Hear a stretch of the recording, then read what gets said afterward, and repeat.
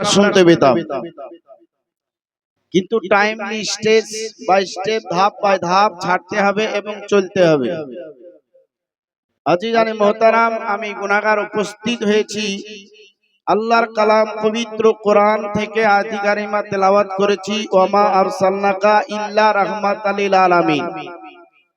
আয়ে মেহবুব, আপনাকে পাঠাইনি, কিন্তু পাঠিয়েছি দোনো জাহানের জন্য রহমাতুল লিল আলামিন করে।